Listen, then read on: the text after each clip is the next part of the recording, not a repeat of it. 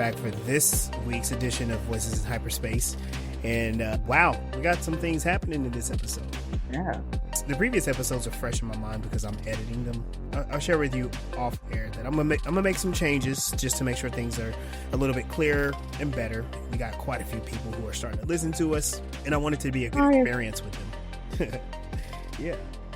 So this episode does a couple of things that we've been bringing up in the last couple of episodes. So all of those mysteries in the last 2 episodes are starting to be addressed.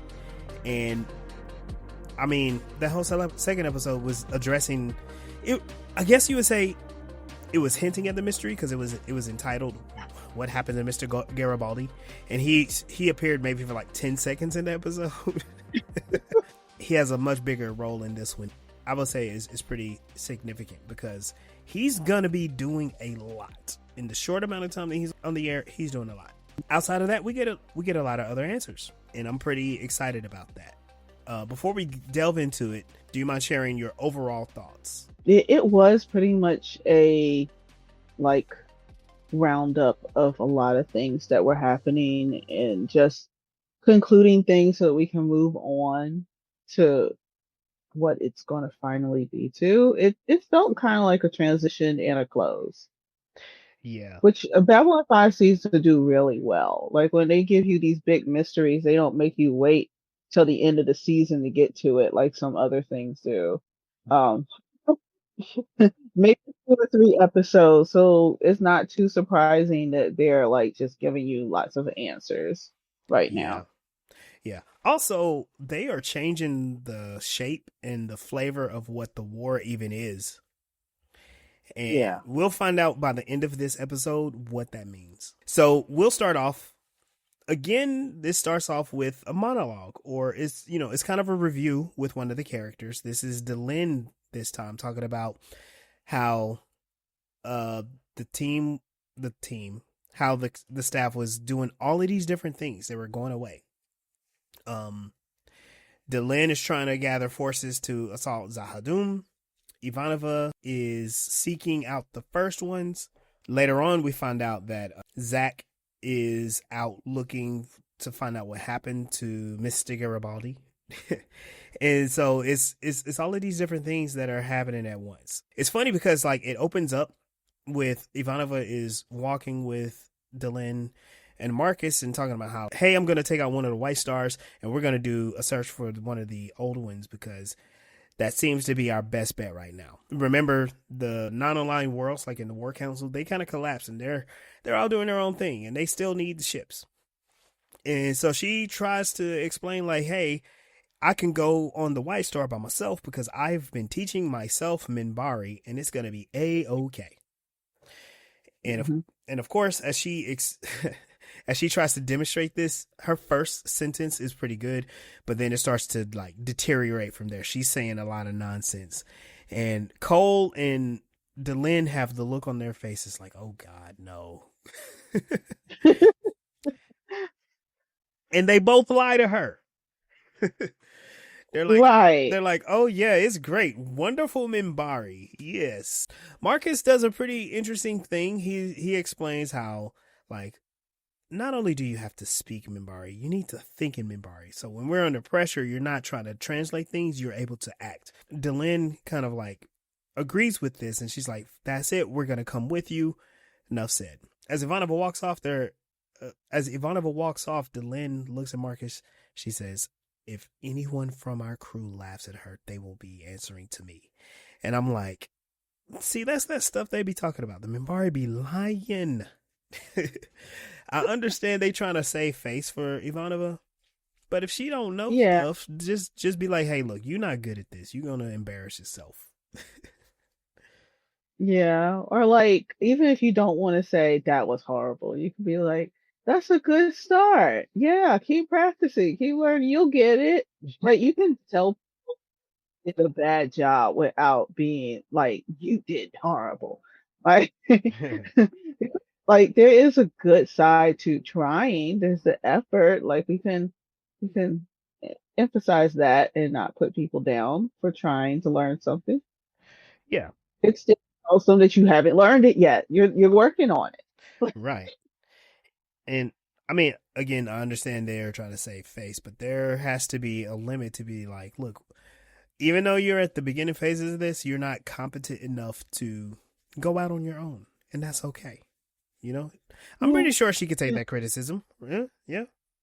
And there's the consequence of her going out, like even just on the station and think that she's going to just talk to some Mbari, uh, and have a start a conversation.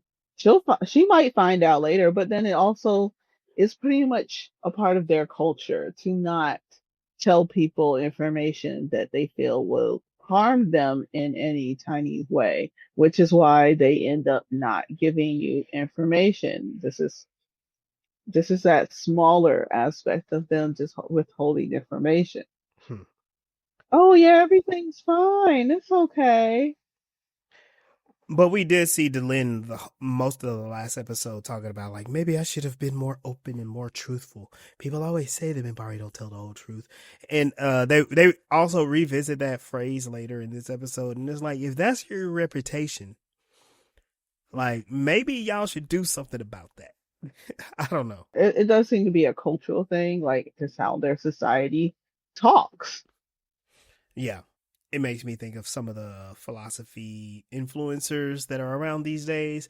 We may revisit that idea at some point. But yeah. So on Centauri Prime, Londo and Veer are called to the throne of Cartagia. They're like, what are we doing here? And come to find out, Cartagia is humiliating G'Kar.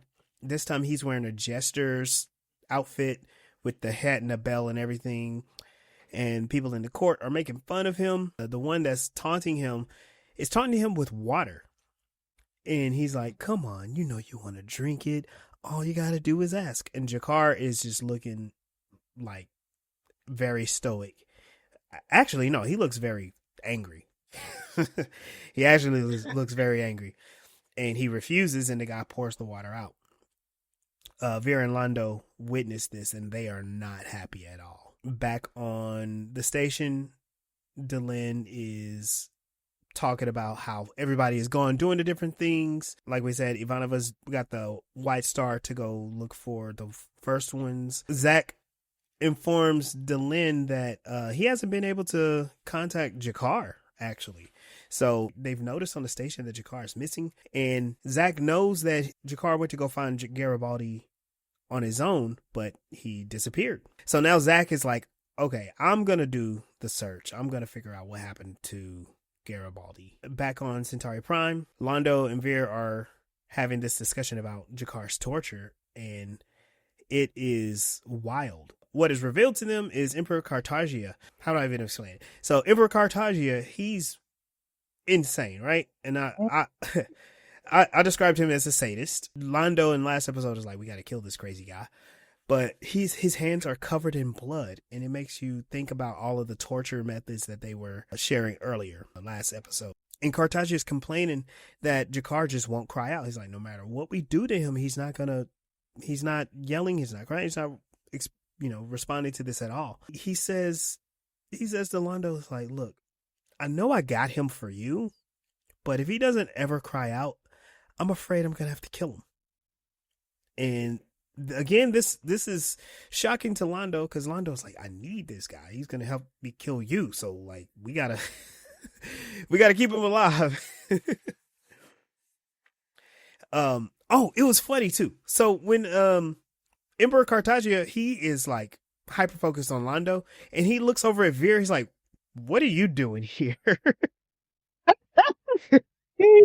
Let him answer. Right. Yeah. Because Veer's trying to answer it, he just can't get it out. Also, he says a couple of things that bother me, because again, this is all in the 90s. He talks about how they're pain technicians and not torturers, and this reminds me of the shift in terms post 9/11, where torture was turned into enhanced interrogation methods. Like, man, y'all torturing people. Well, we recognize it as torture, but for the longest they were like, oh, this is just an enhanced interrogation. We're not really drowning them. We're just making them feel like they're drowning. It's like, no, you're drowning people. That's what you're doing. Yeah. I saw that on a list of like illegal tortures. Mm. Yeah. So there are that are illegal, and that's just what that implies.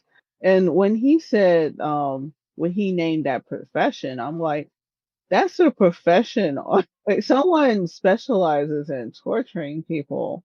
Like, yeah, and we have that on Earth too. But like Yeah. the way he says it, like he says it as though he's going to call his tailor or Right. Yes. Right. something mundane. Yeah. It's, Yeah. even though a tailor would be mundane, but for someone as who's got his status and as flamboyant as he is, or fabulous, well, not really fabulous. I don't know. He's very showy. Like Yeah. for him to say, "Oh, I have this tailor coming in," that makes sense. But he says specialized torturer Right. in the same way. To me, it shows even more of the wrinkles in the Centauri Republic culture.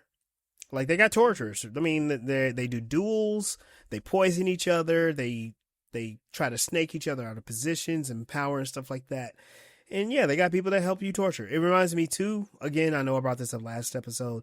In Endor, they do have torturers too, and like they have mind flayers and people who do things that are gonna like scramble your brain so they can get the information. And that's what Empire does. Empire will do anything it can to cause pain so you can give them what they want. Yeah. That's what Emperor Cartagia is. And so if G'Kar doesn't scream, Cartagia is going to have him killed. And then, as he's finishing up this conversation, he's cleaning his hands in a little bowl of water. And then like the water gets bloody, it's like pinkish from the blood that was on his hands. And he pours it into the flowers. He says, it really helps the flowers. And it's like, this guy, he is a monster. And that's when Veer just looks at him and is like, you're right. We got to kill this guy. We got to kill him. If we're here to say that, it's kind of like, because he's always just so cringy about anyone getting harmed. Yeah, he's super passive about that stuff. Yeah. Yeah, I'm empathetic to him. Yeah, I still have some split feelings about him because he's still a Centauri, but he has done a lot of things to help people, especially when the Narn had their underground railroad to get out. But yeah, so Zach has his ships and all his Star Furies together, and they're out looking for Garibaldi, and they track this ship, and they're like, okay, we think we got a ship that was that matched the description of what we've heard of. Don't fire first. We don't want to risk hurting Mr. Garibaldi.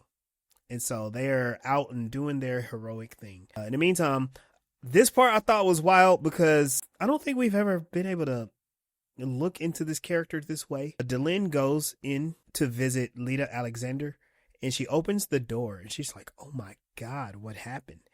Lita lives an extremely minimalist life. Her quarters are blank. There's no personality. There's no lights, nothing on the counters, nothing. She has a bed and a very clean floor, extremely clean walls, and she's standing on one side. And yeah, she's prisoners have more than that. Right. Well, there's like, how much can she afford?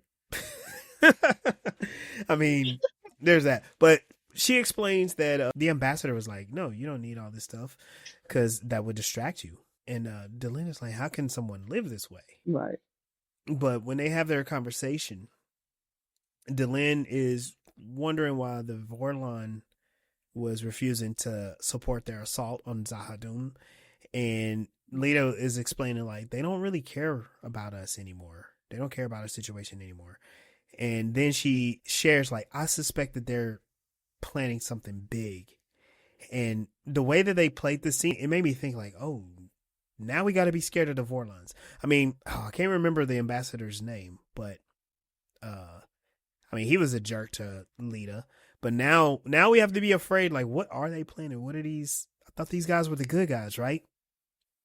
Yeah. And so we'll come back to that shortly. So Zach's team is out and they've tracked the ship.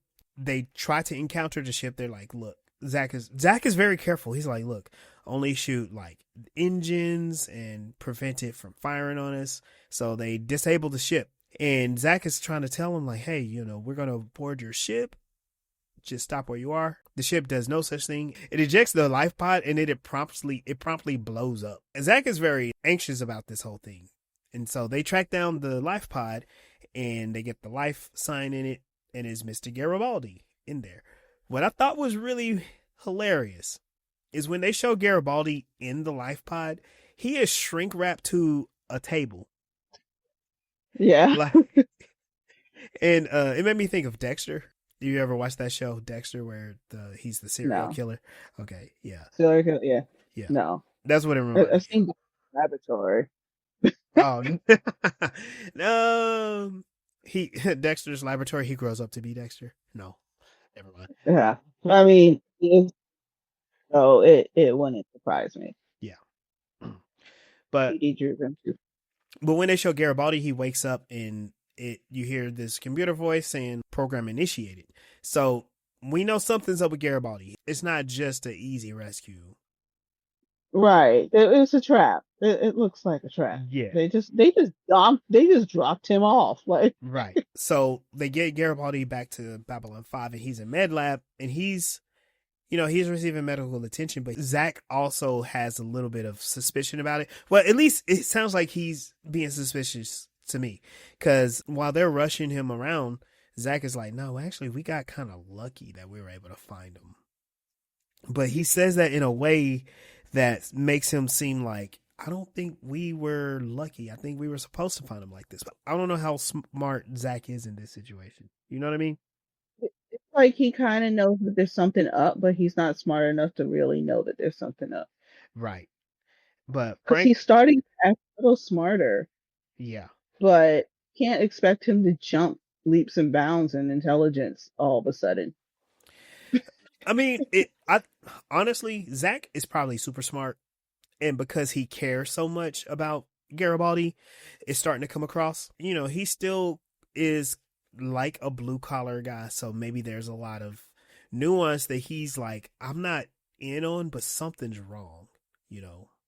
Yeah. Or maybe he just didn't care enough before. Like, I'm just doing this for job. I don't need to put that much effort into this. And that's why he came off as kind of a doofus. yeah. But Franklin does praise Zach for all his efforts. And yeah, Zach, he should be happy. He probably is happy, but he's like, I don't know. So back with Lita, all right. I wanted to talk about this with you because it unfortunately sounds extremely suggestive and kind of sexual in nature. But I think they wanted to use that language for a specific purpose. I think they're trying to signify like Lita really isn't doing this under her own consent. She's being forced to be a host to a Vorlon. Mm-hmm. And then what the Vorlon is doing, he is hurting her whenever he is like inside her. And it is like I said, I wrote on here, unfortunately it sounds suggestive, but that's the language that they're using. She complains just like, why did you pull out so fast? You hurt me. And then she was explaining how when he was in her, he was just kind of like being careless. It makes me think of a toxic relationship. Like he sees her as a vessel, but not just as a vessel, but as a thing, as a tool, something to be abused. Something he needs. Right. Thing that he needs, and not a person. Right. And he doesn't care about the harm that he's causing her. And again, I look at it more of like it's assault. Yes, she works for the Vorlons. It's her job. And so maybe she does give consent in like, hey, we can do this, but I didn't say that you could hurt me when you do it, Right.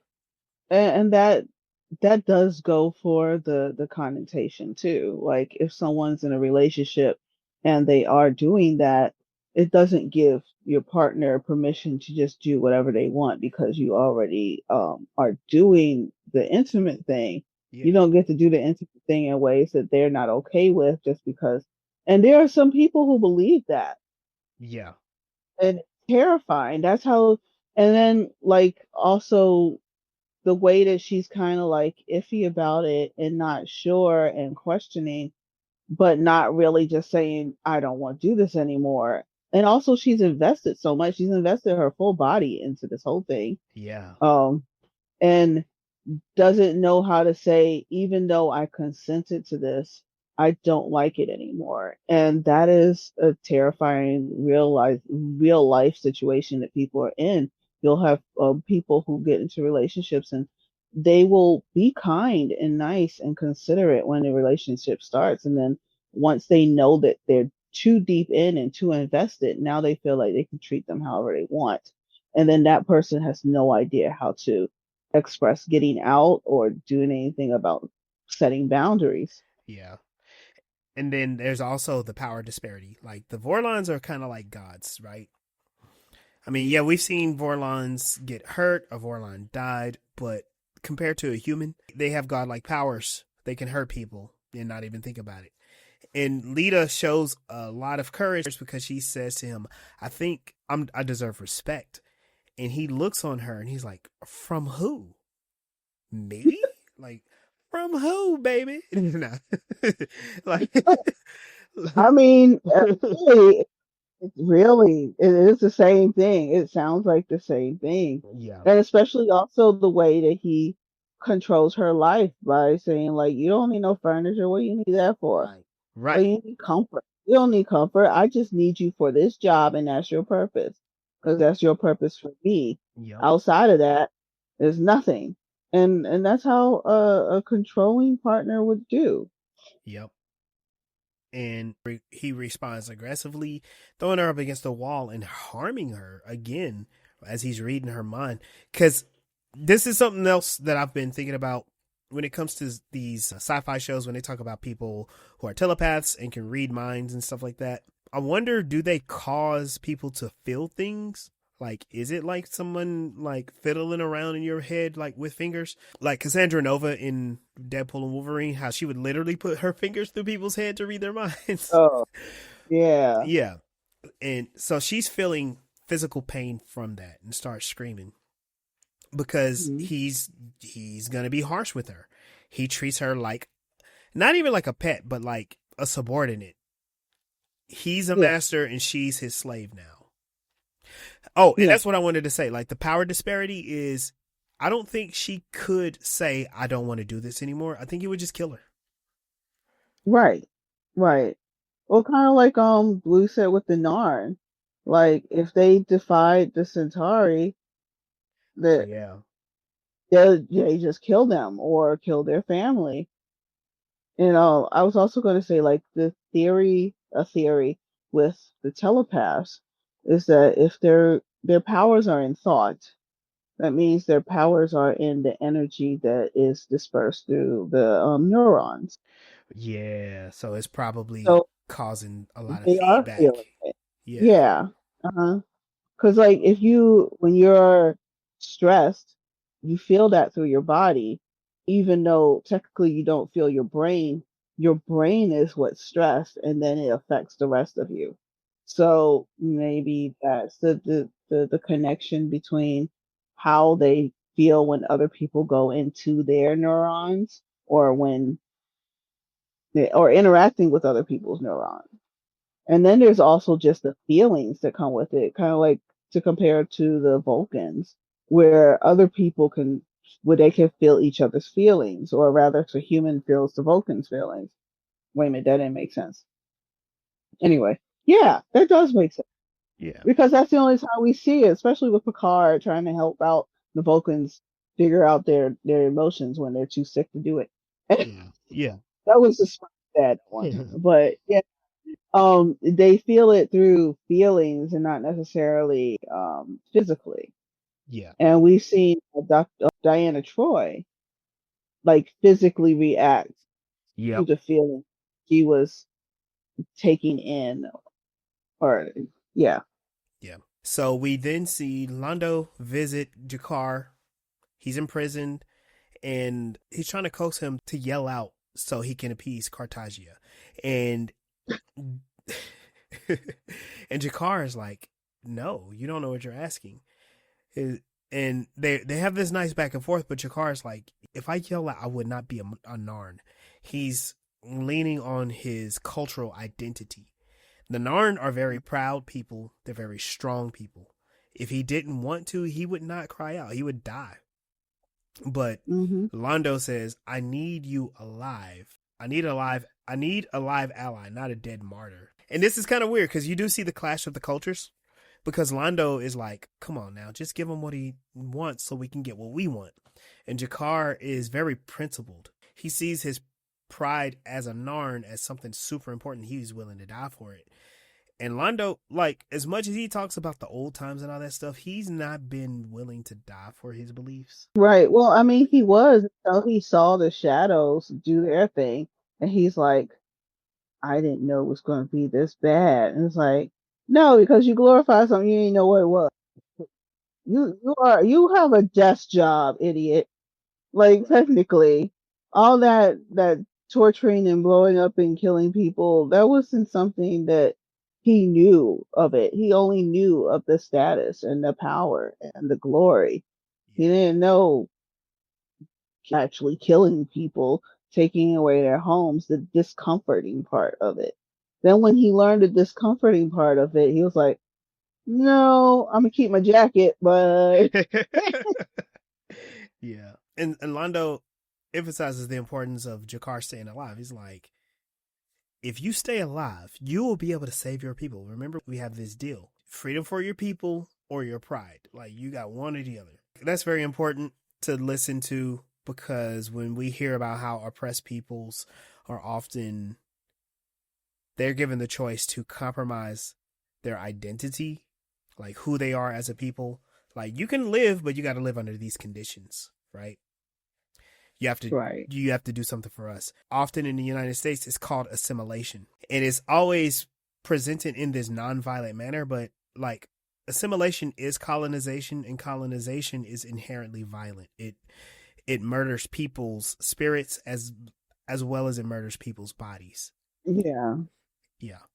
There's a lot of history behind residential schools, like in Canada, or like a lot of the initiatives to erase the heritage and the ethnicity of people who are, we call them Indians, people who are indigenous, and they became white folks, or they became these other things. They're not who they supposed to be. And even to this day, right now, 2025, people are hateful towards the people who were here first. Yeah. The reason why they're hateful is because they remind you that the foundation of this country is the erasure of other people. Yeah, we're kind of what Londo goes through, seeing the Narn be attacked by the shadows. He gets reminded of what got them there. Yep, what got you there is a lot of death. Yeah. So we go away from that, kind of like on a little bit of a mini cliffhanger. We'll come back to it. Aboard the White Star, Ivanova is having a conversation with Cole. Marcus asks her, so when all this is over, what do you plan on doing? And she's like, well, I want to go home. Which, that's a great answer.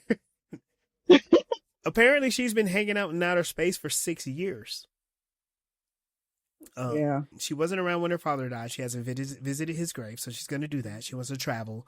And she says she wants to be able to walk outside and look up and see the stars. So she hasn't been on a planet for real, except for Epsilon 3. She hasn't been on Earth in about 6 years. Yeah. And they are having kind of a tender moment. Her guards are coming down. And this is where Marcus asks her, so you got somebody special waiting for you?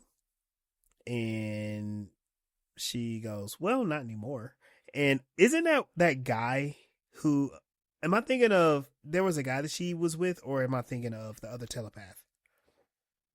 Yeah, there was a guy that stopped by that she was a past lover, and she found out that he was a jerk. Yeah. It was like, wow. Yeah, he was like a white supremacist or something. Yeah. Yeah. She asks, well, do you have somebody waiting for you? And Marcus says, I do, but she doesn't know it yet. And she's like, oh my. Because he does come off sounding a little stalkerish, like, yeah, I'm in love with somebody, but she does not even know. And this is where Marcus reveals that he hasn't been intimate with anyone. And she's like, anyone ever? And he's like, no, I never found the right person. And when this happened, I wrote down in exclamation marks, he's an ace. He's ace. He's asexual. Is he? Yeah. Oh, I would say because I so. thought he was attracted to Ivanova. He's romantically attracted to Ivanova, and he is hopeful that maybe that does lead to a sexual connection. He has never made a sexual advance to her at all.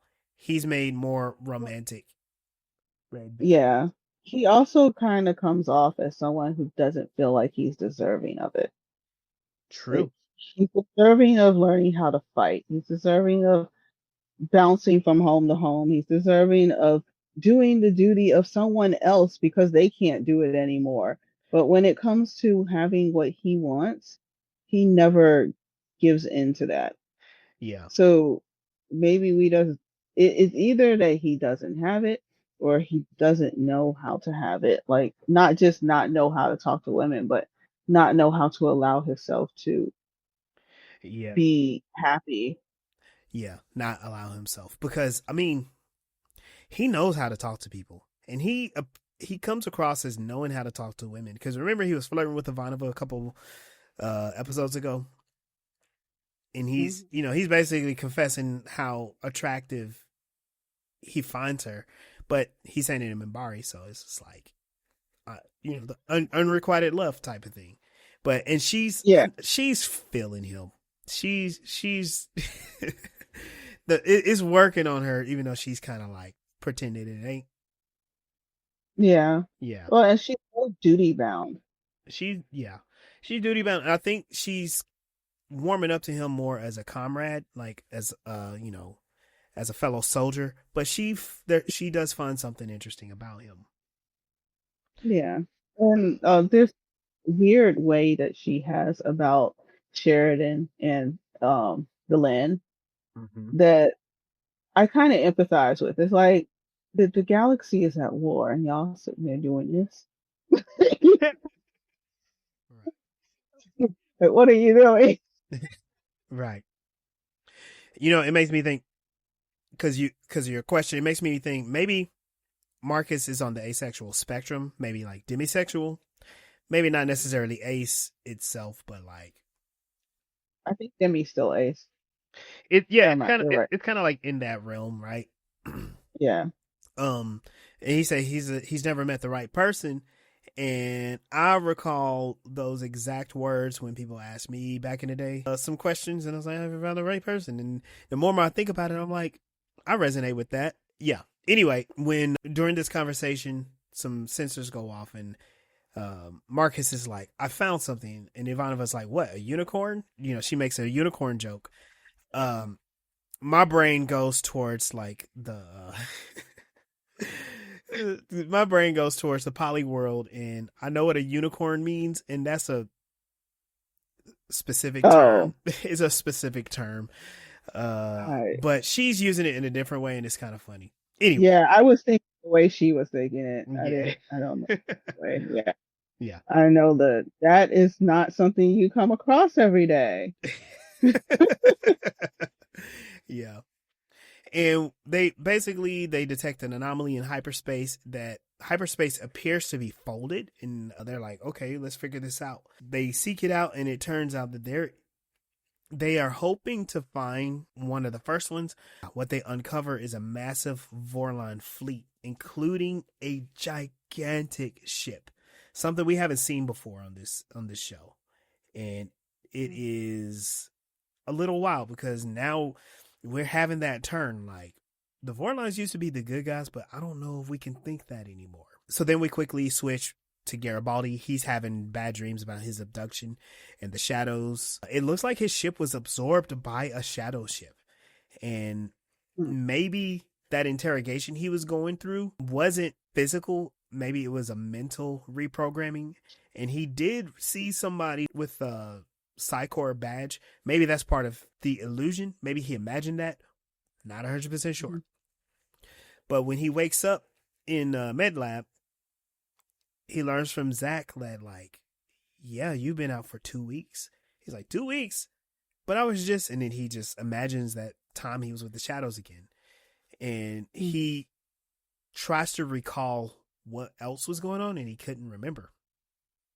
And then he also learns at that time that Sheridan is dead. Zach tells him, like, oh, you don't know, Sheridan is dead. Which, now that I think about it, knowing what Garibaldi's programmed for, I wonder if that messed up his programming. Like, oh, he's dead? Well, they don't need me anymore. Delenn is visited by Lethke. He's one of the ambassadors for the non-aligned worlds. And he explains to Delenn that there is going to be a rally organized against giving them ships to go to Zahadum. Mm-hmm. And the reason why is that the other worlds think that they're going to provoke a deadly attack from the shadows. And a lot of them believe, like, if they just lay low and just chill out, the shadows won't notice them and won't fight them. And so they're trying to withdraw all their ships. And the rally is to convince the ones that still are sticking around to withdraw their ships too. Delenn decides that she's going to attend the rally. And she says the truth will attend to itself. And while that's going on, they mention that a weird ship has been detected and is heading straight for Babylon 5. And this is something Delenn is like, I've never heard about this. What's going on? And so we're kind of like into action, moving. She's trying to go towards the where the rally is. I like the way they set this whole thing up too. But because while that's going on, we do take a brief trip back to Centauri Prime. Londo and Vir are unexpectedly summoned down to Cartagia's private chambers, which they're like in a deep dark cave. It's like, what is going on with this guy? And the only thing that's lighting the room is spotlights. So they're kind of like held up by lights in there. And then we find Cartagia. Cartagia explains, like, yeah, this is my private chambers. Anyone who's walked in here rarely walks out alive, except maybe you guys. And he's like, I'm gonna get my scream.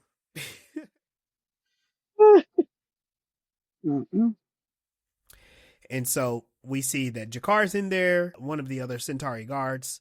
We got Vir, we got Londo, and we have Cartagia. And Cartagia explains, as they introduce it, the electrolash, and that sounds awful. He explains, like, we're going to whip him 40 times. If I don't get a scream, he's going to die on the 40th lash. And this scene was very painful to watch.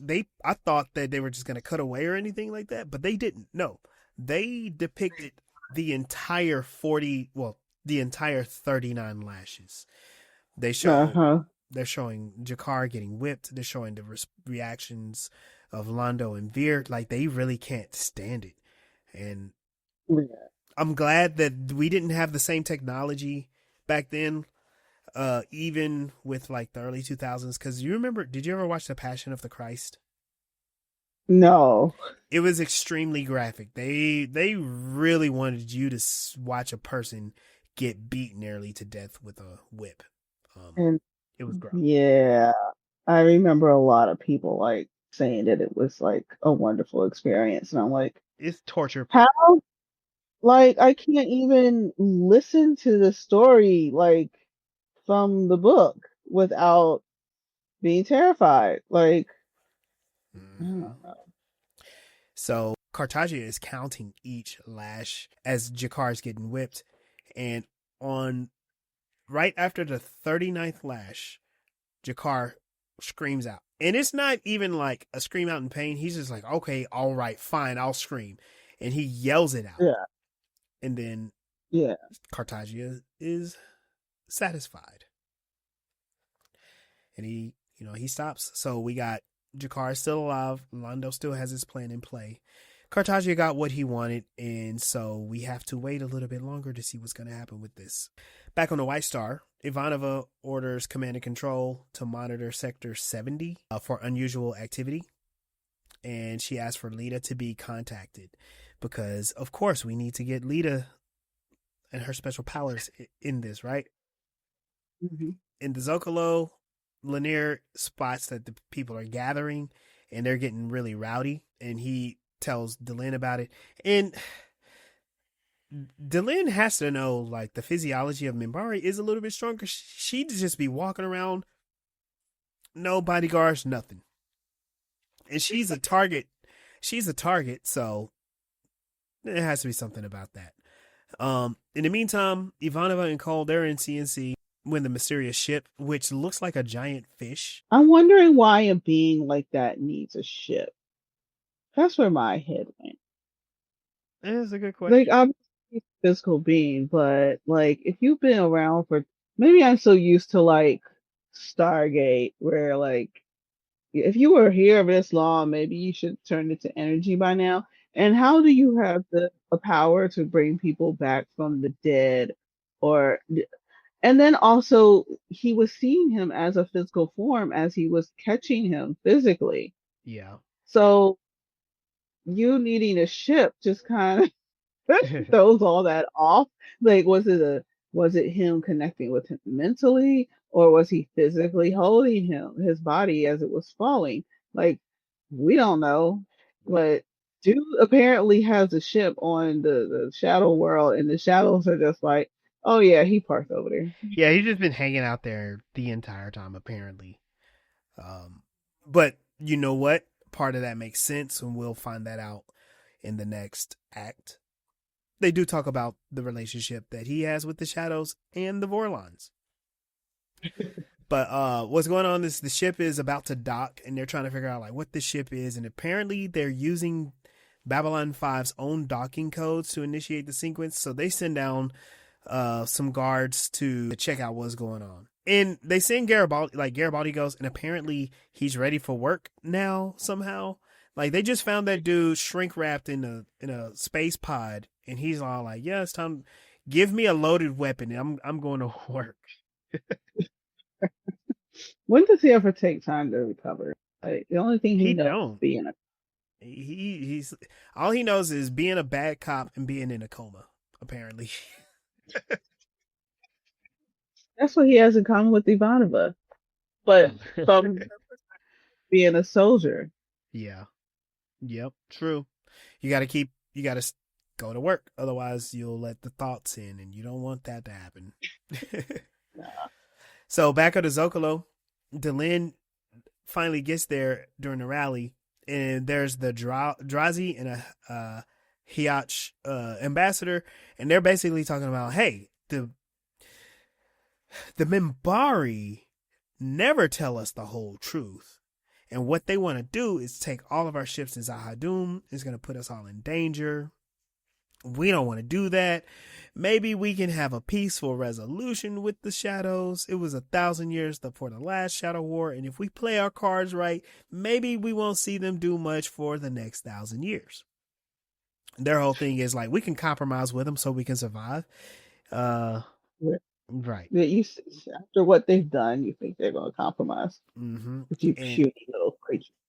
And and the Drazi ambassador insists, like, let's not send any ships to Zahadum.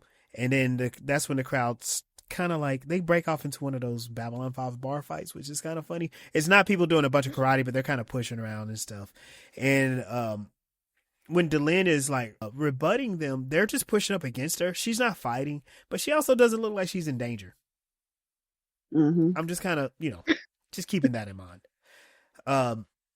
Back on the docking bay, all the guards are there. They got their guns pulled, and there's a little shuttle thing. I don't know what it is, an elevator, whatever.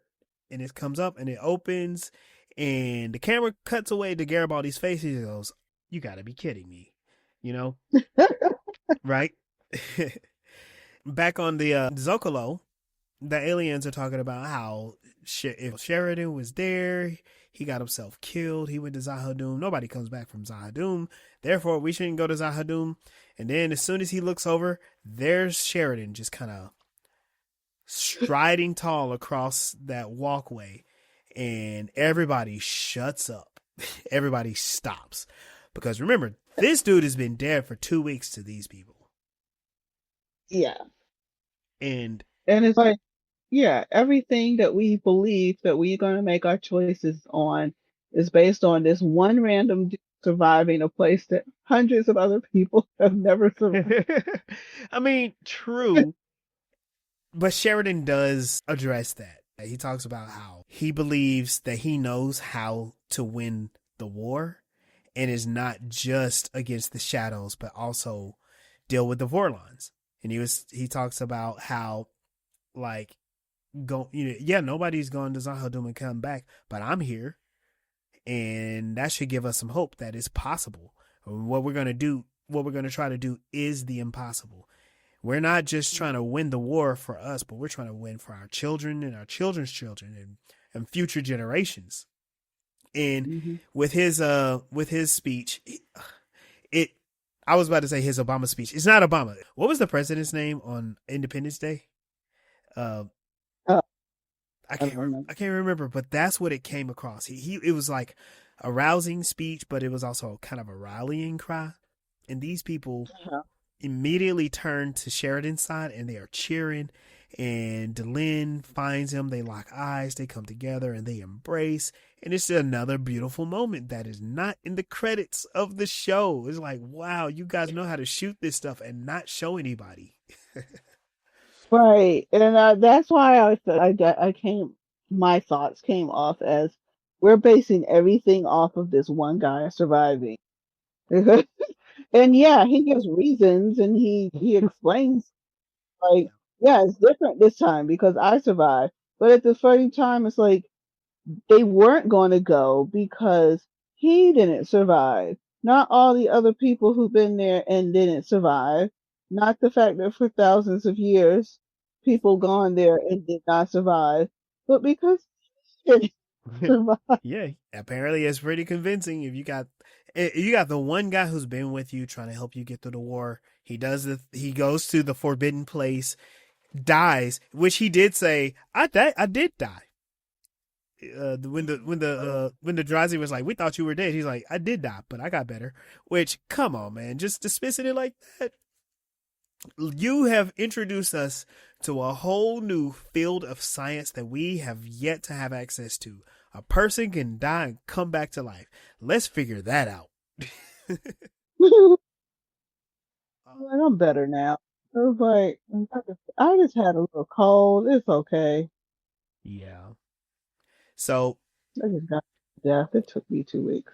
After that triumphant moment, the crew is gathered in the war offices, or maybe Sheridan's office. They do try to bring Lita, but she's not responding because she is so exhausted from dealing with Olkesh, with the Vorlon ambassador. But Sheridan does spend some time talking about the Vorlons in the shadows. And it's pretty interesting, too, because at the same time, Garibaldi is showing some real hostility towards Sheridan. Yeah. Yeah. But what Sheridan does, he explains that there were the Vorlons in the shadows, and they were supposed to look over humanity and the younger species, but basically they both started to violate their agreement to mutual respect and like sharing the responsibility, not really being so involved in stuff. And then they ultimately started to get into wars with each other. And really they are extremes of two ends. The Vorlons are more paternalistic. They're talking about the thing that they value is order, and things have to be ordered. So when they interfere with different species, it is to guide their development in a certain way that the Vorlons want. We've heard about this before, how many of the species, when they look at Vorlons, they see exactly what the Vorlons want them to see. The Vorlons have visited Earth. They've done things. They got Jack the Ripper. We have telepaths, all these things. And the shadows, they are of the belief that species are made stronger through conflict. And so they take kind of like this social Darwinist view, which this is a derogatory term.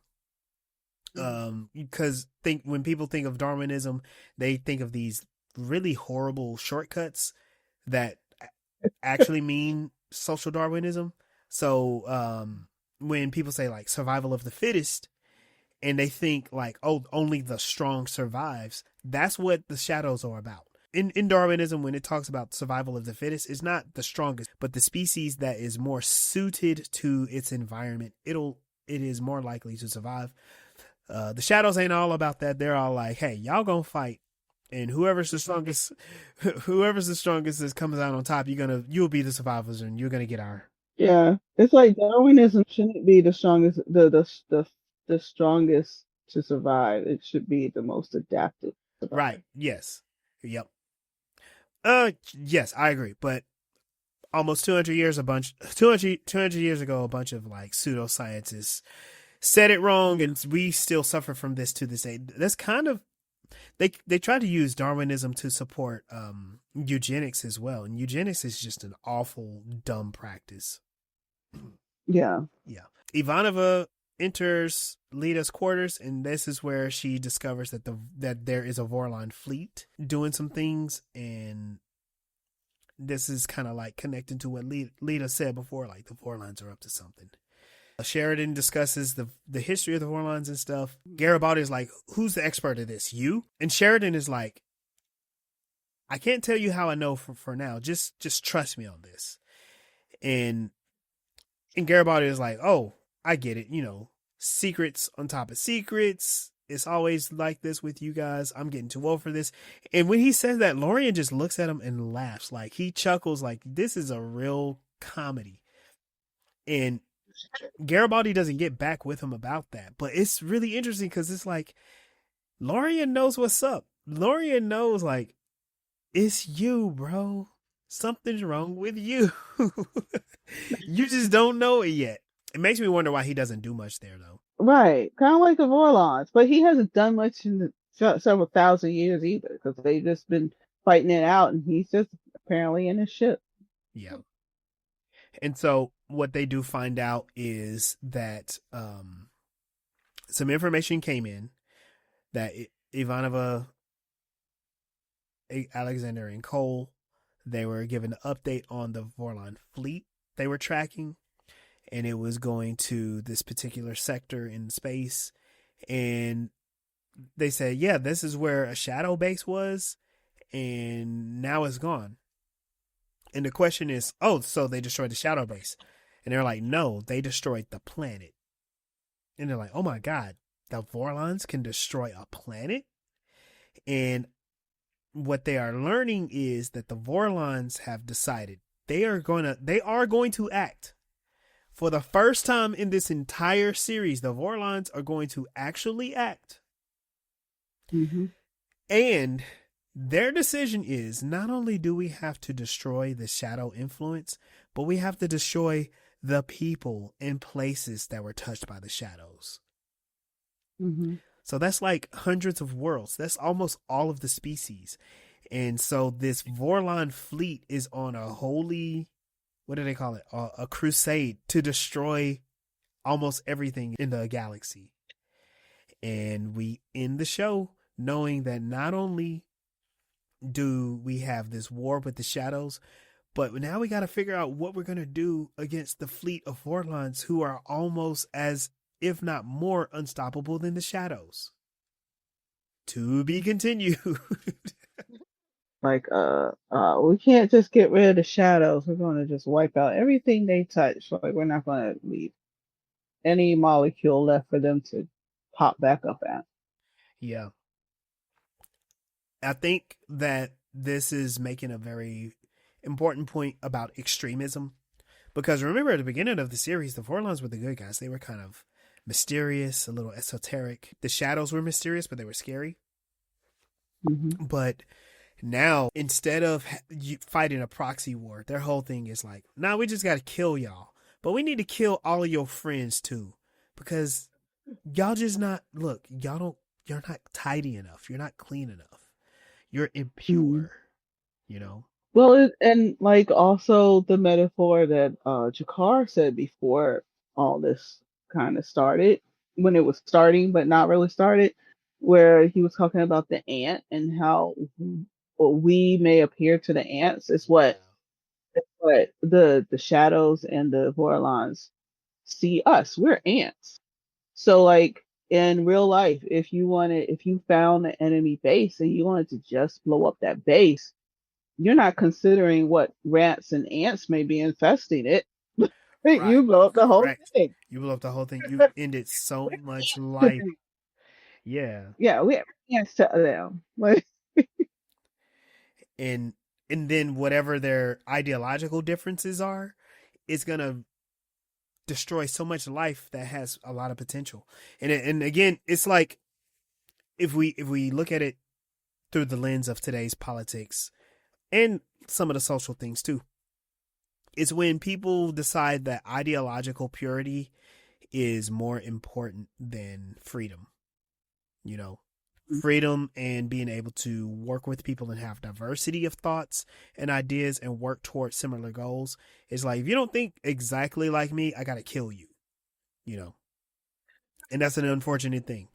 Um, the shadows, and here's the thing: the shadows are like, look, you guys can help us. Just let us help you. All we gotta do is kill a couple people. We enslave you. You'll be all right. I mean, you're gonna be different, but you'll be all right. Just tell us, what do you want? And the Vorlons are like, look, you guys are completely disobedient. You don't clean your room. So we just got to burn everything. We just have to burn everything and start over. And neither one of those are good places to be.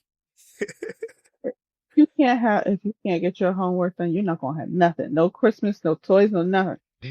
No, nothing. In fact, I'm gonna donate all your toys. Oh, do you remember that? It was I don't know if it was a TikTok or a video. It was that baby. She wasn't using words, but she was so upset because while she was asleep, her parents donated her toys, and so she's just sitting there. She's standing and she's using her hands, gesturing at the ground, like yeah, like she's really fussing and upset. But I'm like, Oh, yeah, if you wake up and your toys are given away without your no, without you being informed, without your consent, without your agreement, yeah, I would be mad too. yeah, that don't make any. That's not an appropriate. Well, that's revenge. That's not discipline. Yeah. I've had that happen to me when I was a kid. I will never forget it. I came home from a visit to my dad's house, and all my Power Ranger stuff, except for the trading cards, were gone. Oh no. Yeah, and I was told that they brought demons into the house. What? That is Yeah, so wild. Um, I grew up but similar.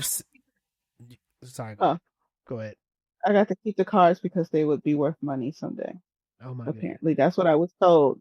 The other stuff needed to go because they brought in demons, but the cards can stay because they're worth money. Yeah, I remember they said that about Ninja Turtles. That's what I was big into when I was a kid. Um, Mhm. they said that about Smurfs. They said that about Pokemon. They said that about Mhm. anything that kids like. It's demonic, and it's like, bro, this is to sell toys. Anyway, we can harp on that down the road, I guess. Yeah. Any last thoughts on this episode? Um, it was a good wrap up, especially when it came to all of that mysteriousness of the shadows and the Vorlons, and it was putting a huge light on how small and insignificant we are to them. Like we're not equal to them. We're not, Oh yeah. like especially the way the Vorlon is using his assistant. He did Abuse. not consider it at all. Yeah, just yeah, abusing her, using her as a tool and not a person. But from his perspective, you're a ant. Like Yeah. I just need and humans have done that too. Use ants and birds as bombs and stuff. That's what she is. Yeah.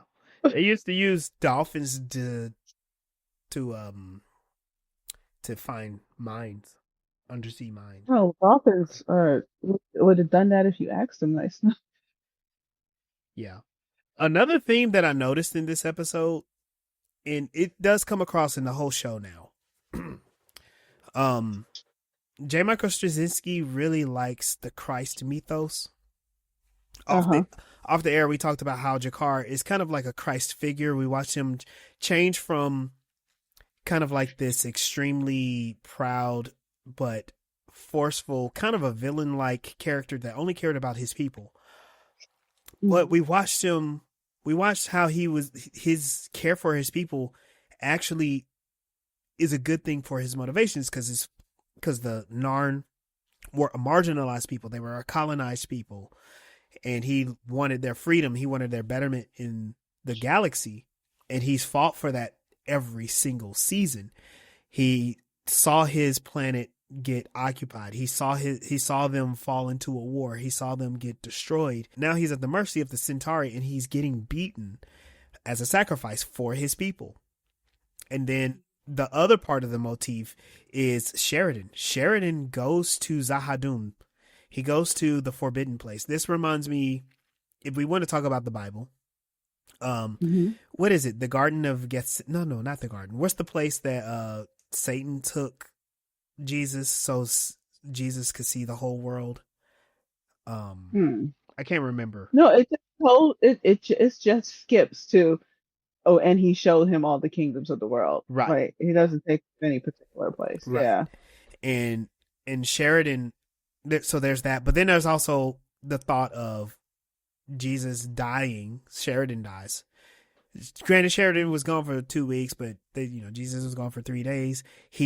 There is the mythos of Jesus going into hell and redeeming people.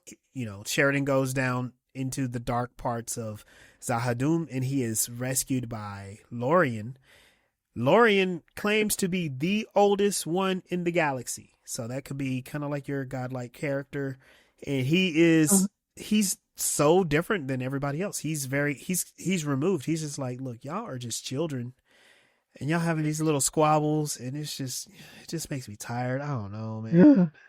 Yeah, I'm like, okay, so going to blocks again. Right. Oh, and it just kind of that shows. was. Oh, go ahead. Again.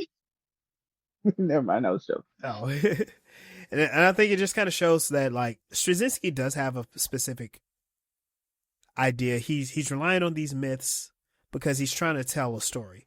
Like, the hero characters, he basically redeems G'Kar all the way from season 1. Really, he's been on that really important arc. But then when he resurrects Sheridan, he is even more charismatic. He's even more convincing and powerful, But there's something important that he wants to say in this, and I'm gonna wait until we get there. We have just a couple more episodes to get there, but there's something very important that Straczynski wants to get across in this series. Yeah. Well, like you were talking about G'Kar's progression, and it still very much resonates with me where G'Kar said the phrase "by any means necessary," and his progression is kind of similar to Malcolm X's, where it was by any means necessary with force. We're going to get back our people and get them out of this oppression and stuff. And then he goes on his trip to Mecca and realizes that we're all in this together. And then G'Kar joins in the forces fighting the shadows because he realizes that this is something that we're all fighting. And and he learns it from his holy book, just like Malcolm X learns it from going to Mecca.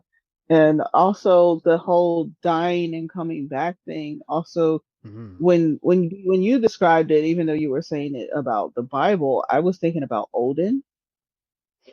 Oh, okay. Like, he goes through the same process of he, in order to gain the wisdom and knowledge that he's known for having, he is hung and dies on the tree of life. Someone correct me if I'm wrong. Please comment. What is it? It's called. Oh shoot! What's the name of it? Not heaven. Not the heaven place where they go. It's where they die. It's the world tree. Right? The world tree. Yeah, the world tree is where he gains knowledge, wisdom, and he gets the letters that they use for language. And where he loses his eye, so he has to give up something, but he gains all this power and comes back from the dead after being dead for, I think, 3 days. Oh, okay. Yeah. There's a lot of was it Osiris? Not Yeah, Osiris. they're Brother, and that Osiris. he, Yeah, I could be wrong. It's an Egyptian guy who killed his brother, and he dies and comes back after being dead for a few days, and has an heir, and his heir becomes it. It happens a lot in a lot of different mythologies. yep, It's the exact same. yep, yep. Okay, all right. Let's get out of here, and then we will catch these people up next time. Thank y'all for joining us for this episode of Voices in Hyperspace. You can join us on our TikTok, our Instagram, and our Facebook. Continue the conversation. All of those at Voices in Hyperspace. I'm Legendary Black Lion. The best way to get in touch with me and to follow me is on Instagram at Legendary Black Lion. I'm Captain Mill Asylum. You can find me at Mill's Rebellion or Mill Asylum, wherever, especially my website. And don't forget to read my book. That's right. Thank y'all for joining us, and we will see you next time.